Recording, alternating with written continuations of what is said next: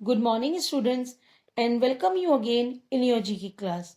Students, today we will start our chapter Unique Universe, page number 80. In this chapter, we will learn about the universe. ठीक है, unique मतलब जो थोड़ा अलग हो, यूनिक हो, अलग सा. यूनिवर्स मतलब ब्रह्मांड. ठीक है, तो आज हम यूनिवर्स के बारे में पढ़ेंगे. Let's start our chapter. First, the densest planet of our solar system with a density of nearly 5.5 times that of water is dash. Options are Mercury, Earth and Jupiter. Means हमारे solar system में सबसे घना जो ग्रह है यानी जिसकी जो डेंसिटी है वो सबसे घनी है उसका जो नियरली 5.5 जिसका 5.5 टाइम्स गुना पानी है. कौन सा ऐसा है? Earth. Your answer is Earth. Now second, dash is one of the many satellites of Jupiter. It is the largest natural satellite of our solar system. Its mass is nearly double of that of the moon. Means जो बृहस्पति के कई उपग्रहों में से एक है जिसके बारे में हम बात कर रहे हैं. यह हमारे सोलर सिस्टम का सबसे बड़ा और नेचुरल सैटेलाइट है. जो इसका क्या बोलना चाहिए, द्रव्यमान मीन्स जो इसका मतलब मास है, मास कहेंगे, जो इसका मास है वो चंद्रमा के लगभग 2 गुना है. डबल है वो, double of that the moon. तो कौन सा है? Answer is Ganymede, C. Third, the dash galaxy consist of at least 100 billion and maybe as many as 400 billion stars. It is spread out as a thin disk and appears to be a spiral galaxy. Its diameter is about 100,000 light years across. Our solar system is located midway in the disk. Options are Milky Way, B. Moon, C. Earth. Means आकाशगंगा means Galaxy में कम से कम 100 billion और शायद 400 billion सितारे हैं, means stars हैं. यह एक पतली डिस्क के रूप में फैला हुआ है और स्पाइरल जो गैलेक्सी है, स्पाइरल गैलेक्सी जैसा वो दिखता है, यानी हमें प्रतीत होता है, हमें लगता है.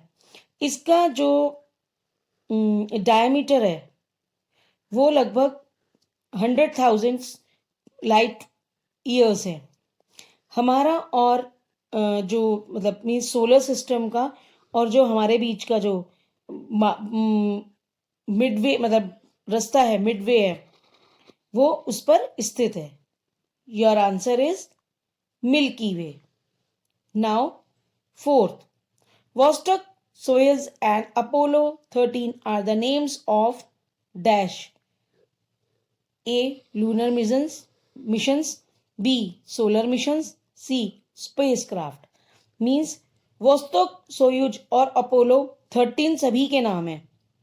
किसके नाम है ये? Yes, answer is C, spacecrafts. Now fifth, this planet can produce the most violent winds and suffers the most violent weather in the solar system. Means यह planet सबसे अधिक violent मीन्स हिंसक, मीन्स जिससे कोई प्रॉब्लम होती है, उस तरह की विंड को मीन्स मतलब बनाता है, उत्पन्न करता है. और सोलर सिस्टम में सबसे अधिक हिंसक मौसम से ये ग्रस्त होता है, मतलब सबसे ज़्यादा इससे मौसम इफेक्ट होता है. ए जुपिटर, बी नेपट्यून और Uranus. Your answer is Neptune. यानी नेपट्यून ऐसा प्लैनेट है जिससे सबसे अधिक हिंसक हवाओं और सोलर सिस्टम अफेक्ट होता है, मीन्स वायलेंट होता है. Now sixth, this planet does not spin on its axis like other planets, but rather spins at a 90-degree angle from the plane of its orbit. Means यह जो planet है वो दूसरे planet की तरह अपने एक्सिस पर नहीं घूमता, बल्कि अपनी जो इसकी जो डिग्री है 90 डिग्री के ऑर्बिट पर घूमता है. A. Saturn, B. Mercury or Uranus? Yes, your answer is Uranus. Now, 8 tidbit times. One of the largest stars, the Betelgeuse or Alpha Orionis, is located approximately 640 light years away from the Earth. It is the second brightest star in the constellation Orion and is easily discernible due to its deep reddish color. Means सबसे बड़े star बेटेलग्लूस और या alpha ओरियोनिस का अर्थ से लगभग 640 light years दूर स्थित है. यह नक्षत्र ओरियन में सबसे दूसरा चमकीला तारा है और अपने गहरे लाल रंग के रेडिश कलर के कारण आसानी से पहचानने योग्य है, यानी उसके रेडिश कलर की वजह से हम इसको पहचानते हैं. Now on the page number 81, again it be times. Mercury surface, space, environment, geochemistry, and ranging messenger is a NASA spacecraft involved in a scientific investigation of the planet Mercury. It is the first successful spacecraft for which the technologies required for a Mercury orbital mission were available and effectively combined. Means surface space environment geochemistry और ranging messenger एक NASA का एक अंतरिक्ष यान है जिसे बुध ग्रह की वैज्ञानिक जांच में मतलब इधर से उधर कर दिया गया है, यानी हस्तांतरण कर दिया गया है, इन्वेस्टिगेशन में उसको इन्वॉल्व किया गया है. यह पहला सफल अंतरिक्ष यान है जिसके लिए एक मिशन के लिए आवश्यक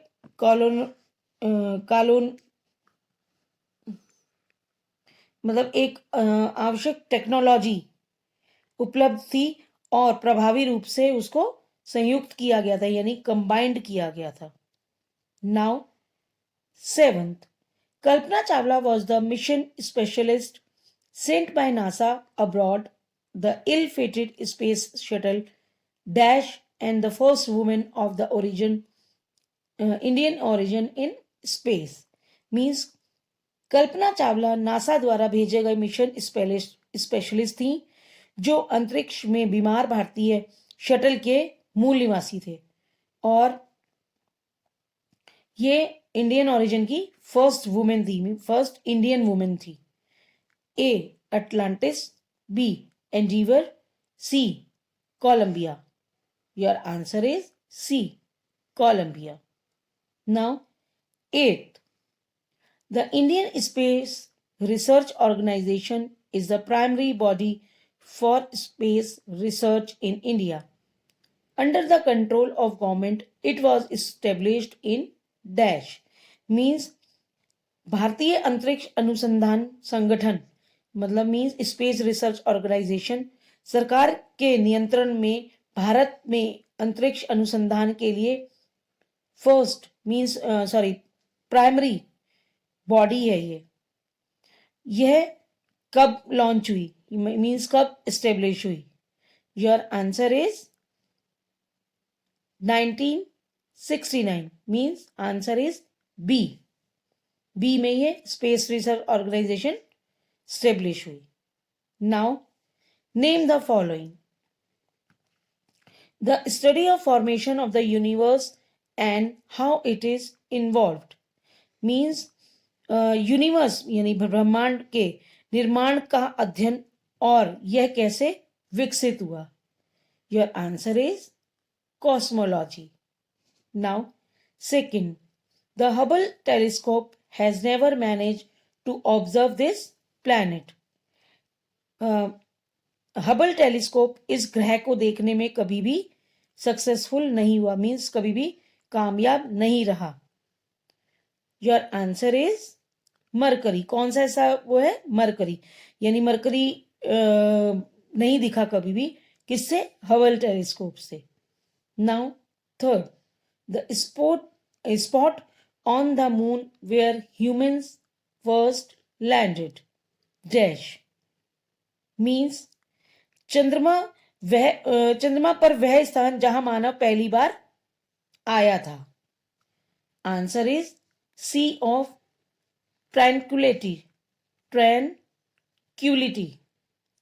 now fourth, alpha beta gamma delta and epsilon are rings encircling this planet dash. यानी जिसके बारे में हम बात कर रहे हैं means alpha beta gamma delta और एप्सिलॉन इस ग्रह को घेरने वाले एक तरह के रिंग्स हैं मीन्स छल्ले हैं. Your answer is Uranus. Now fifth, this layer of gas surrounds the earth roughly between 15 to 35 kilometer above its space dash means gas की ये परत अर्थ को लगभग 15 से 35 किलोमीटर के बीच अपनी सतह से ऊपर कवर करती है. Yes, your answer is ozone. Ozone layer जो गैस को अपनी अर्थ की ऊपरी को सतह को कवर करती है. Now sixth, what was the name given to the first reusable spacecraft launched by USSR in 1988, which literally means snowstorm.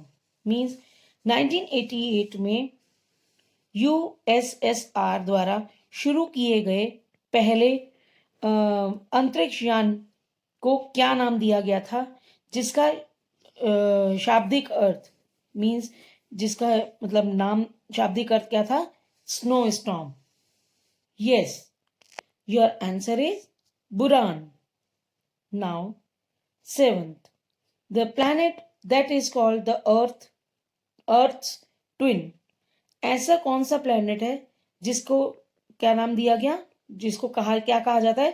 Earth twin. Answer is Venus. Eighth, this planet has the largest volcano in our solar system. इस ग्रह में हमारे solar system का सबसे बड़ा ज्वालामुखी है means volcano है. Answer is Mars. मार्स ऐसा प्लैनेट है. Now ninth, what name was given to the first series of satellites launched in 1957 by the Soviet